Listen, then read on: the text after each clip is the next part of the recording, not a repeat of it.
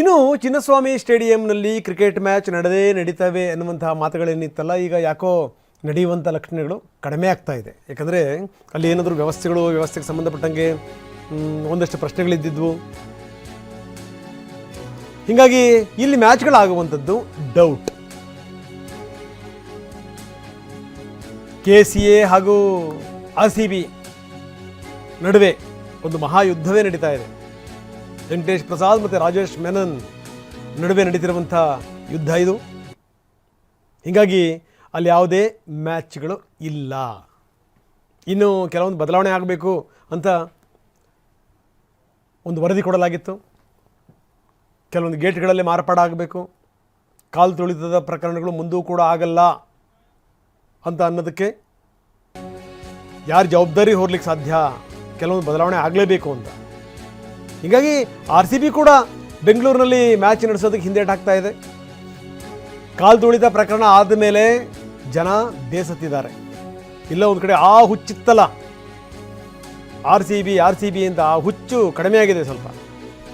ಹೀಗಾಗಿ ಏನು ಅಂತಂದರೆ ರಾಯ್ಪುರ ಅಥವಾ ಮುಂಬೈಗೆ ಅದನ್ನು ಶಿಫ್ಟ್ ಮಾಡಿಬಿಡಬೇಕು ಅಂತ RCB ತಂಡದ ಉಪಾಧ್ಯಕ್ಷ ರಾಜೇಶ್ ಮೆನನ್ ಈ ರೀತಿ ಪ್ಲಾನ್ ಮಾಡ್ತಾ ಇದ್ದಾರೆ.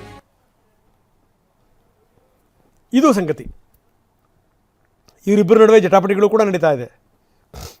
ಖುದ್ದು ವೆಂಕಟೇಶ್ ಪ್ರಸಾದ್ ಅವರಿಗೇನೇ ಇಲ್ಲಿ ಮ್ಯಾಚ್ ನಡೆಸೋದಕ್ಕೆ ಯಾಕೋ ಮನಸ್ಸಿರಂಗೆ ಕಾಣ್ತಾ ಇಲ್ಲ.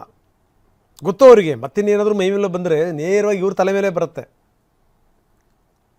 ಎಂಥ ಅಚಾತುರ್ಯ ನಡೆದು ಹೋಗ್ಬಿಡ್ತು ನೋಡಿ. ಇದನ್ನು ಕ್ರಿಕೆಟ್ ಇರೋ ತನಕ ಅದನ್ನು ಅರಗಿಸ್ಕೊಳ್ಳೋಕೆ ಸಾಧ್ಯ ಇಲ್ಲ. ಕ್ರಿಕೆಟ್ ಜೊತೆಗೇನೆ ಅದು ಕೂಡ ನೆನಪಾಗುತ್ತೆ.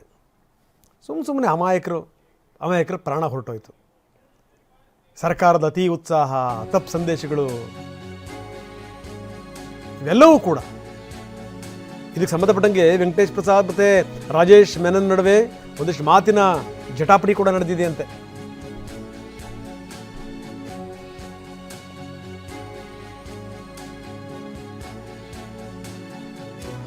ಒಂದು ಕಡೆಗೆ ಮನಸ್ಸಿಲ್ಲ ಅನ್ನುವಂಥದ್ದು, ಇಲ್ಲ ಇನ್ನೊಂದು ಕಡೆಗೆ ಏನು ಅಂತಂದರೆ ಇಲ್ಲ ನಾವೆಲ್ಲ ವ್ಯವಸ್ಥೆ ಮಾಡಿದ್ದೀವಿ ಅನ್ನುವಂಥ ಮಾತನ್ನು ಕೂಡ ವೆಂಕಟೇಶ್ ಪ್ರಸಾದ್ ಹೇಳ್ತಾ ಇದ್ದಾರೆ.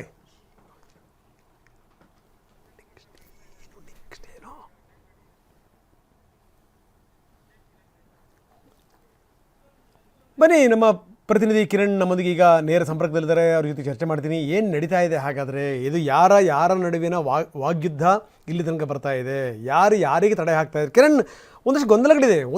ಒಂದು ಕಡೆಗೆ ಏನು ಅಂತಂದರೆ ವೆಂಕಟೇಶ್ ಪ್ರಸಾದ್ ಅವರಿಗೆ ಮನಸ್ಸಿಲ್ಲ ಅನ್ನುವಂಥದ್ದು. ಆದರೆ ವೆಂಕಟೇಶ್ ಪ್ರಸಾದ್ ಹೇಳ್ತಾರೆ ಇಲ್ಲ ನಾವು ಬೇಕಾದಂಥ ವ್ಯವಸ್ಥೆ ಮಾಡ್ತಾ ಇದ್ದೀವಿ ಅಂತ. ಜೊತೆಗೇನು ಅಂದರೆ ಒಂದು ವರದಿ ಕೂಡ ಕೊಟ್ಟಿರುವಂಥದ್ದು. ಇಲ್ಲ ಕೆಲವೊಂದು ಮಾರ್ಪಾಡುಗಳಾಗಲಿಲ್ಲ ಅಂತಂದರೆ ಮತ್ತೆ ಮುಂದಿನ ದಿನಗಳಲ್ಲೂ ಕೂಡ ಕಾಲು ತುಳಿತದ ಪ್ರಕರಣಗಳಾಗ್ಬೋದು ಅನ್ನುವಂಥ ಒಂದು ಭೀತಿ ಇರುವಂಥದ್ದು. ಇದೆಲ್ಲದರ ಜೊತೆಗೆ ಸಹವಾಸವೇ ಬೇಡ ಅಂತ ಮೆನನ್ ಇಲ್ಲಿಂದ ಮ್ಯಾಚ್ಗಳನ್ನು ಬೇರೆ ಕಡೆ ಶಿಫ್ಟ್ ಮಾಡಿಬಿಡ್ತೀನಿ, ನಾನು ಬೇರೆ ಕಡೆಗೆ ಹಾಕ್ತೀನಿ, ರಾಯ್ಪುರ್ಗೆ ಹೋಗ್ತೀವಿ, ಮುಂಬೈಲಿ ಆಡಿಸ್ತೀವಿ ಅಂತ ಅವ್ರು ಕೂತ್ಕೊಂಡಿರೋದು. ಏನು ನಡೀತಾ ಇದೆ?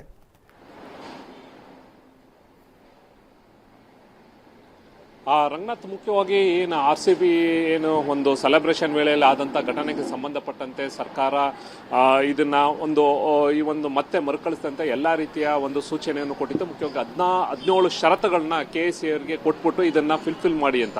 ಇನ್ನು KCA ಹೊಸ ಅಂದರೆ ಮ್ಯಾನೇಜ್ಮೆಂಟ್ ಏನು ಬಂತು ವೆಂಕಟೇಶ್ ಪ್ರಸಾದ್ ಕ್ರಿಕೆಟರ್ ಅವರ ನೇತೃತ್ವದಲ್ಲಿ, ಆ ಒಂದು ಕಂಡೀಷನನ್ನು ಫಿಲ್ ಮಾಡೋಕ್ಕೆ ಡೇ ಆ್ಯಂಡ್ ನೈಟು ಕೆಲಸವನ್ನು ಕಾಮಗಾರಿಗಳು ಕೂಡ ನಡೀತಾ ಇದೆ. ಬಹುಶಃ ಅವರ ಒಂದು ಏನು ಟೈಮ್ ಕೊಟ್ಟಿದ್ರು ಆ ಟೈಮ್ ಒಳಗೆ ಮಾಡ್ತಾರೆ. ಸರ್ಕಾರ ಮತ್ತು KCA ಮ್ಯಾಚ್ ನಡೆಸೋಕ್ಕೆ ಎಲ್ಲ ರೀತಿಯ ತಯಾರಿ ಕೂಡ ಮಾಡ್ಕೊಂಡಿದೆ.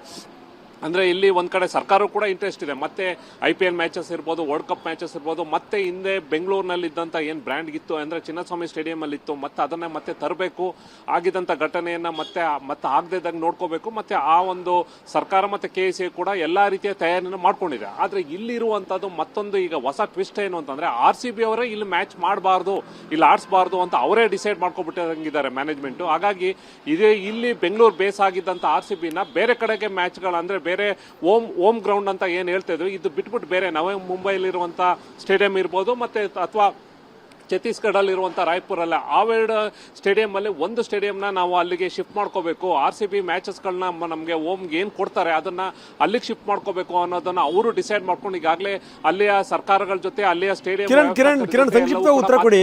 ಒಂದು ಈ ನಿಜಕ್ಕೂ ಈ ಮ್ಯಾಚ್ ನಡಿಲಿಕ್ಕೆ ಸ್ಟೇಡಿಯಂ ಸರ್ವ ರೀತಿಯಲ್ಲೂ ಕೂಡ ಸಜ್ಜಾಗಿಲ್ವಾ? ಏನಾದರೂ ಫಾಲ್ಟ್ಸ್ ಇದೆಯಾ? ಸಂಕ್ಷಿಪ್ತವಾಗಿ. ಇಲ್ಲ, ರಂಗನಾಥ್ ಈಗಾಗಲೇ ಎಲ್ಲಾ ರೀತಿಯ ಏನ್ ಕಂಡೀಷನ್ಸ್ ಕೊಟ್ಟಿದ್ರು ಎಲ್ಲವನ್ನು ಕೂಡ ಫಿಲ್ ಮಾಡ್ತಾ ಇದ್ದಾರೆ. ಆಲ್ಮೋಸ್ಟ್ ನಿನ್ನೆನೂ ಕೂಡ ಒಂದು ಮೀಟಿಂಗ್ ಆಯ್ತು, ಕಮಿಷನರ್ ಕೂಡ ಹೋಗಿ ವಿಸಿಟ್ ಮಾಡಿದ್ದಾರೆ. ಒಂದು ಹೋಮ್ ಮಿನಿಸ್ಟರ್ ಒಂದು ಟೀಮ್ ಮಾಡಿದ್ರು. ಎಲ್ಲವೂ ಕೂಡ ಅಂದ್ರೆ ಅಲ್ಲಿ ಗೇಟ್ ನ ಎಕ್ಸ್ಟೆಂಡ್ ಮಾಡೋದಿರ್ಬೋದು, ಎಕ್ಸಿಟ್ ಇರ್ಬೋದು, ಎಂಟ್ರಿ ಇರ್ಬೋದು, ಅವ್ರವ್ರು ಏನು ಕಂಡೀಷನ್ ಕುನ್ನಾ ಕಮಿಟಿ ಏನ್ ರೆಕಮೆಂಡ್ ಮಾಡಿತ್ತು ಎಲ್ಲವೂ ಕೂಡ ಫಿಲ್ ಮಾಡಕ್ಕೆ ಇನ್ನೊಂದು 15 ದಿನದಲ್ಲಿ ಮುಗ್ದೋಗುತ್ತೆ. ಅಂದ್ರೆ ಅವರು ಕೂಡ ಉತ್ಸುಕರಾಗಿದ್ದಾರೆ.